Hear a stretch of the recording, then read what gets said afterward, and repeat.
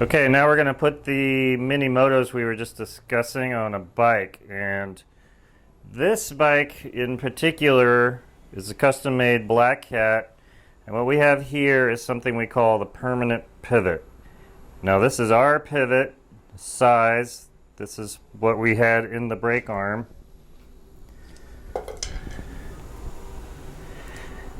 But it's built into its own cantilever stud, and this bike is equipped with those.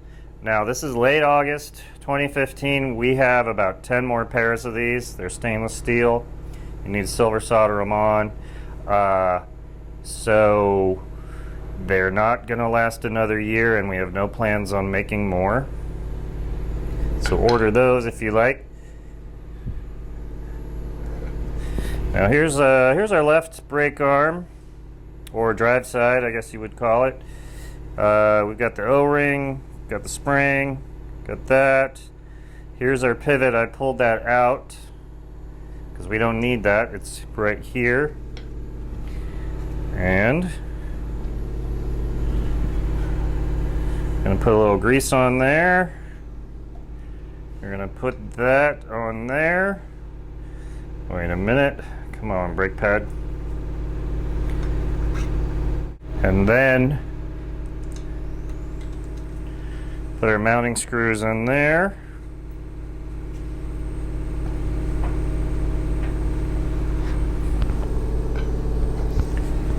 Mounting screw in this arm. Now the brake pad, the long part of the brake pad goes to the rear. So we'll just set that up. Don't worry about adjusting it just right. Take the other brake arm, pull the twist tie off. Toss that over there. Pull this pivot out. Now this is again only for bikes with a permanent pivot.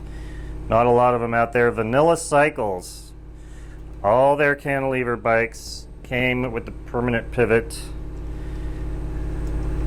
In fact, they are the people that got us to make them. And they do a beautiful job. Now, one thing about the permanent pivot and what I was talking about mitering your cantilever posts, if you look here, the arm is very close to the fork leg, and it could be very close to the seat stay as well, and that is just fine. That's great. That just makes everything cleaner and stiffer. So we'll open our brakes, and we're going to put the wheel on.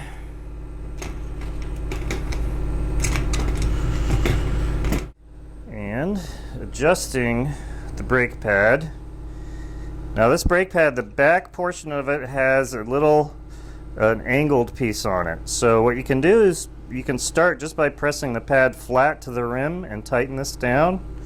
I'm using my thumb to keep it from rotating on the back of the pad there. Do that on this side. Of course, they're in a slot so they can go up and down. Tight against the rim. Yeah, all these instructions are on the Cool Stop pad holder packaging.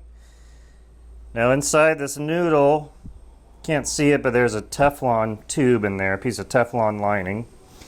It's always best to start with a fresh cable so you don't rip that up. This cable doesn't look to be in too bad a shape, so we're going to try that. Put a little lube in there,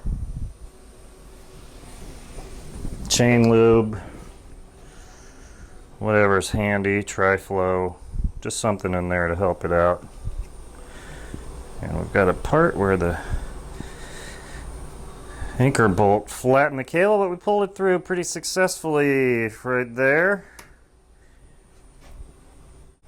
So we got the cable through. On this particular brake, the cable goes on the bottom. It does not go on the top. It goes on the bottom, and the reason for that is when the cable pulls, it has a tendency to tighten the clamp screw. If it was pulling from the top here, if it was going to do anything, it would loosen the clamp screw. We don't want that. We want things nice and tight.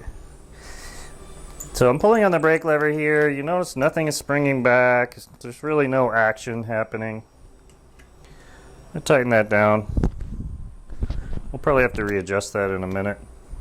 Now to adjust the spring pressure, take a 15 millimeter. You can use a pedal wrench. And you want to start by rotating the top outwards. You can try about that far. I think in the instructions it will say rotate it to a certain position. Basically, you just need somewhere to start.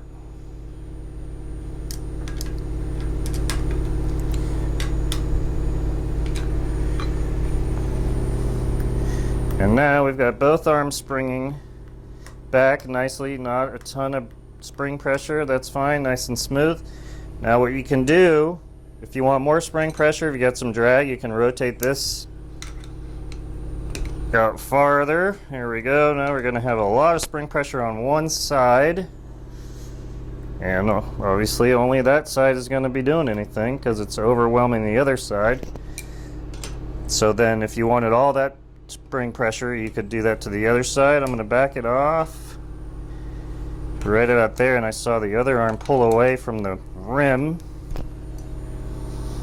and now we're fairly even. We've got some nice arms. Some of you bike mechanic types will see those pads and they're not set up just perfect, but they're good enough for demonstration purposes.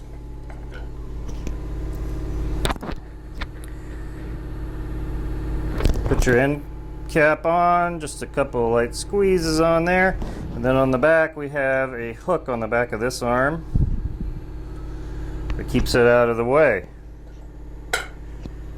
And there you have that, and you're gonna love these brakes. Anybody who's tried them loves them. Here's the disconnect, just for fun. Super easy, super nice. Got a barrel adjuster up here.